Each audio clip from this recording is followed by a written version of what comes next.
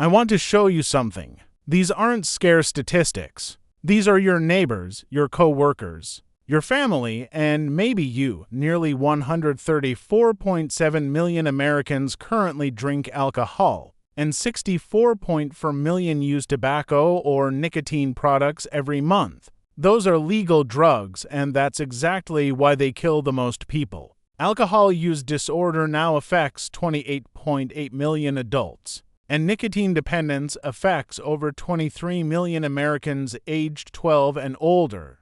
Here's what I need you to understand about each one. Alcohol, America's most dangerous drug, hiding in plain sight. Everyone knows it's a drug, but nobody treats it like one. Alcohol damages your liver, inflames your pancreas, weakens your heart, and shrinks your brain with heavy use. It's involved in roughly 1/3 of all traffic deaths in this country. And withdrawal. Unlike most drugs, severe alcohol withdrawal can be fatal, causing seizures without medical supervision. If you drink heavily every day and want to stop, please don't just stop cold turkey. Call me first. Tobacco and nicotine, the quiet killer. Cigarettes kill 480,000 Americans every year. That's one every 65 seconds. Vaping is the new front door for nicotine addiction, especially for teenagers. Nicotine reaches your brain in under 10 seconds, faster than an IV drug, and rewires your dopamine system with ruthless efficiency.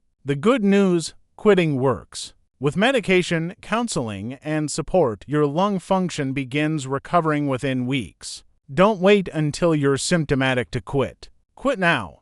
Marijuana, more complicated than legal, says. Marijuana was used by 64.2 million Americans in the past year, making it the most commonly used illicit drug in the country. Legal in many states? Yes. Risk-free? Absolutely not. Today's cannabis is dramatically more potent than what existed a generation ago. High THC concentrates can trigger anxiety attacks, paranoia, and in susceptible individuals, cannabis-induced psychosis. Opioid misuse also remains a significant concern, with 9.2 million people misusing opioids, but marijuana still drives more treatment admissions among teenagers than any other drug. If you're a parent, this conversation belongs at your dinner table. Prescription opioids, medicine that became a crisis. 7.6 million Americans misused prescription opioids in the past year. These are real medicines. I prescribe them after surgery, for cancer pain, for legitimate conditions.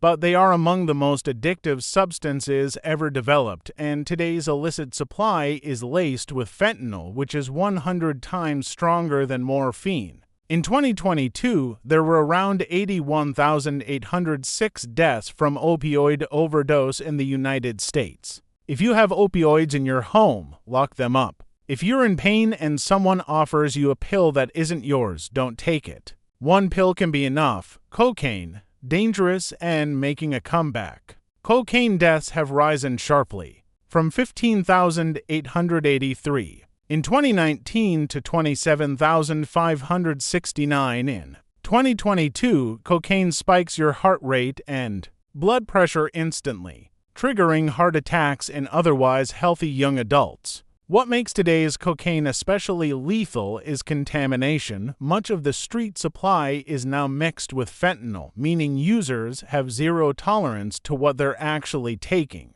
There is no medication approved to treat cocaine addiction, which makes prevention even more critical. Methamphetamine, the drug that doesn't forgive. Fentanyl and methamphetamine are considered the most dangerous drug threats the United States has ever faced. Today's meth is nearly pure and devastatingly cheap. It depletes dopamine so completely that recovering users often can't feel joy for months or even years. The physical toll on teeth, skin, the heart, and the brain is visible and rapid. If someone you love is using meth, please get them help today. Not next week, today. Here's my bottom line as your doctor. Every single one of these substances, legal or illegal, changes your brain chemistry. And your brain didn't evolve to handle that change without consequences. You deserve honest information, not lectures. You deserve treatment, not judgment. And if any of this hit close to home, my door is open.